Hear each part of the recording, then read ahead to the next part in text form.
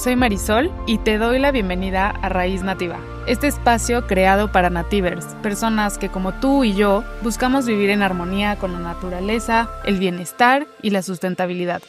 Aquí no solo vamos a hablar de cuidar el planeta, sino de cómo esa conexión profunda con la Madre Tierra nos nutre, nos sana y nos inspira a transformar nuestra vida y nuestro entorno. Desde Raíz Nativa creemos que pequeñas acciones conscientes pueden hacer una gran diferencia para las futuras generaciones y para nuestro bienestar integral. Exploraremos ideas sencillas y prácticas para fortalecer esa conexión sagrada, entender por qué la sustentabilidad es clave y cómo vivir en sintonía con la naturaleza nos lleva a un bienestar real y duradero. Así que quédate conmigo que en los próximos minutos vamos a sembrar juntos raíces profundas para una vida más consciente, plena y natural.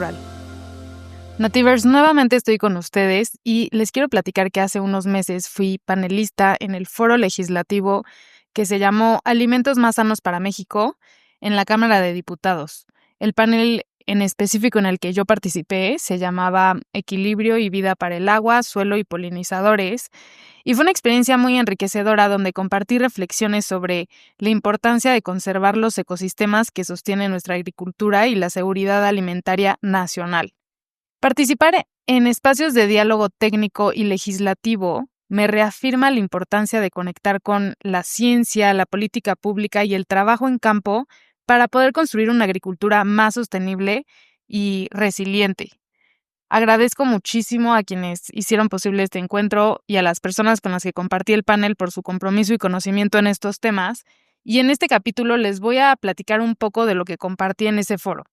Cuando hablamos de polinizadores, generalmente se tiene una visión sesgada sobre una especie en particular, que generalmente es la abeja de miel Apis mellifera.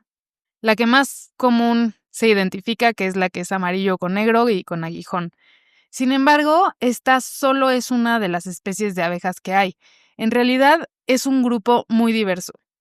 Tenemos también mariposas, escarabajos, murciélagos, colibríes, libélulas, incluso algunas moscas y polillas.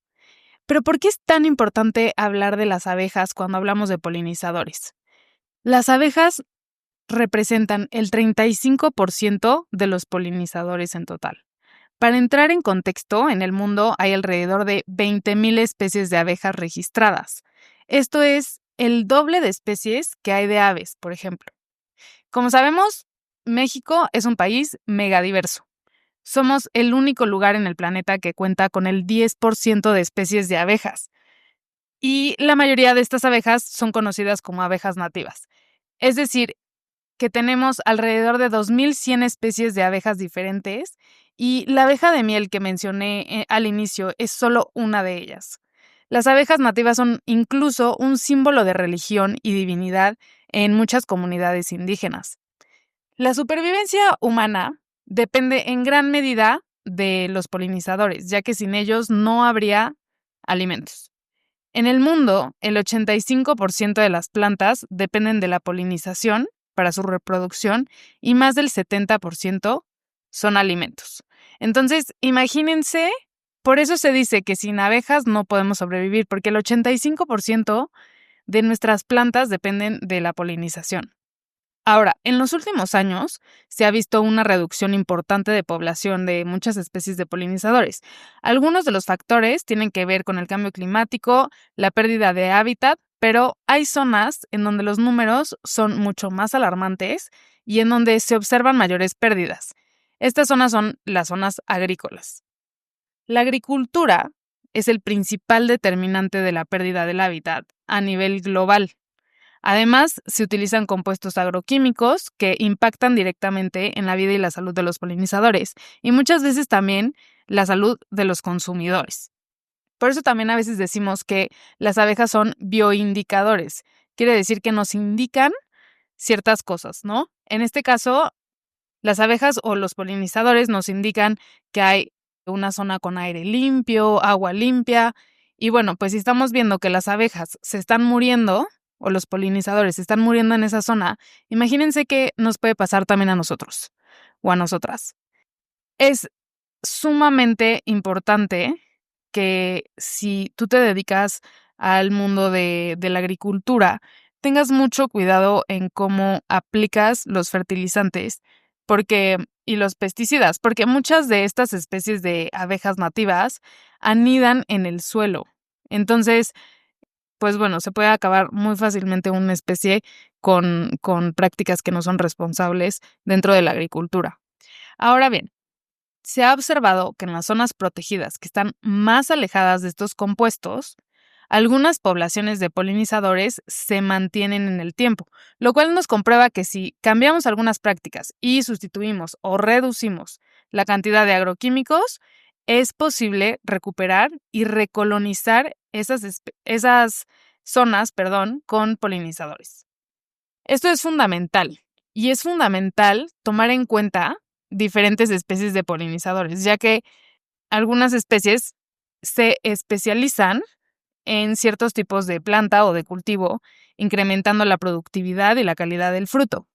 Hay estudios que demuestran, por ejemplo, mejores resultados para cultivos de tomate, como los abejorros o abejas nativas para cultivos de café. Estos dos ejemplos son muy interesantes porque para la parte de los abejorros al zumbar pueden llegar a la vibración que necesita la planta del tomate para poder sacar el polen. Entonces, es un polinizador especializado en esta planta. Y para los cultivos de café, hay también estudios muy interesantes, por ejemplo, en Cuetzalan, en donde pudieron incrementar un 40% la producción de café, y no solamente en cantidad, sino que la calidad también fue muy diferente. Y esto es porque hay abejas nativas que son mucho más pequeñas que la abeja Apis mellifera, que es la que dijimos al inicio, lo que hace que puedan tener una polinización mucho más exacta y mucho más optimizada. Ahora, ¿por qué es tan importante hablar de este tema, incluso cuando estamos hablando de alimentos? Bueno, otra de las razones es porque la pérdida de polinizadores impacta negativamente en la economía y en nuestra sociedad. La productividad puede disminuir si desaparecen estas especies. El impacto económico del declive de los polinizadores en México es significativo. Cultivos como el aguacate, el pimiento y el jitomate generan importantes ingresos nacionales y dependen en gran medida de la polinización. Por ejemplo, el valor económico de la polinización para el cultivo del aguacate puede alcanzar un 65% del valor neto del producto. Además, cultivos como el cacao, calabazas, café, sandía, zarzamora y mango también dependen fuertemente de esta polinización, lo que los hace vulnerables al declive de los polinizadores. Quiere decir que puede ser que en un futuro, si no cuidamos a nuestros polinizadores, podamos perder ese tipo de plantas y de alimentos. Ahora, en México, la polinización es un servicio ecosistémico esencial. El país alberga una amplia distribución y abundancia de especies polinizadoras y cultivos, lo que otorga al sector agrícola mejores y mayores rendimientos que se traducen en un aporte económico considerable a la economía del sector con cifras mayores al promedio mundial. Un estudio de la UNAM del 2023 sugiere que es aproximadamente el 14% del valor de la producción agrícola nacional. Y 72,000 millones de pesos es el valor económico del servicio de polinización en 2021, que fue equivalente al 0.33% del PIB nacional. Y de hecho quiero compartirles que también lo hice en ese momento, una tabla. Bueno, ustedes no la pueden ver, pero es una tabla de este estudio de la UNAM. Nos muestra cuáles son los cultivos dependientes de la polinización en México y tiene una columna que es grado de dependencia, tasa de dependencia y los cultivos, ¿no? Entonces, en grado de dependencia, por ejemplo, tenemos esencial, que es una tasa de dependencia entre el 90 y el 100%, los cultivos del achiote, el cacao, la calabaza, el chayote, el melón, la sandía, la vainilla, maracuyá, macadamia, entre otros. Ahora, en grado de dependencia alto, que la tasa de dependencia está en un 40 y 90%, tenemos al aguacate, almendra, arándano, cereza, guayaba, durazno, frambuesa, mango, pepino, zarzamora, entre otros. En Modesto, que es una tasa de dependencia entre 10 y 40%, tenemos ajonjolí, café cereza, canola, girasol, higo, mostaza, berenjena, soya y reducido, que es una tasa de dependencia del 1 al 10%, tenemos cultivos como el cacahuate, chile seco, chícharo, frijol, ejote, lima, linaza, papaya, tomate verde, toronja, entre otros. Estos son algunos ejemplos para que nos podamos dar cuenta de la importancia que tienen los polinizadores, o sea, pues en nuestro día a día. Ahora, la producción del tequila y el mezcal representa cifras importantes para el sector agrícola nacional y hay estudios que demuestran que la relación entre los murciélagos y los agaves es tan fuerte que la desaparición de una amenazaría la supervivencia de la otra. Los principales cultivos de exportación en México atraviesan desafíos sociales como resultado de las aceleradas cifras de demanda, siendo los pequeños productores el sector más vulnerable. El grado de cambio de la intensidad de polinización se traduce en cambios en los rendimientos y las cantidades de producción, o que a su vez significa cambios de precios para productores y consumidores en productos de la canasta básica dependientes de este servicio. Para abordar este desafío, yo pienso que es crucial promover el uso de bioinsumos que sean amigables con el medio ambiente, no dañen a los polinizadores y que puedan reducir el uso de agroquímicos nocivos para mejorar la salud del suelo y contribuir a la biodiversidad y a la productividad agrícola.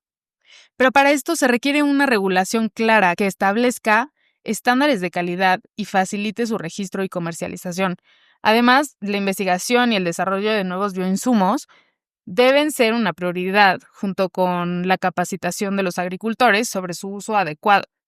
La protección de los polinizadores también implica implementar prácticas agrícolas sostenibles que incluyan la conservación de hábitats naturales. Esto puede lograrse mediante la reserva de áreas no productivas con vegetación nativa, donde los polinizadores puedan prosperar y se puedan reproducir. Además, prácticas como la rotación de cultivos, el uso de compostaje, la agroforestería, pueden ayudar a mantener esta biodiversidad y a reducir la erosión del suelo. Es fundamental involucrar a todos los actores relevantes en la formulación de políticas que promuevan estas prácticas.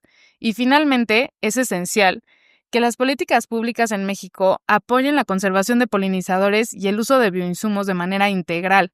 Esto incluye la creación de incentivos económicos para los productores para que puedan adoptar prácticas sostenibles y la promoción de la educación y la conciencia sobre la importancia de los polinizadores y los bioinsumos. Además, se deben considerar modelos exitosos de otros países para que podamos mejorar la normativa local y asegurar la sostenibilidad de la agricultura mexicana y la conservación del medio ambiente.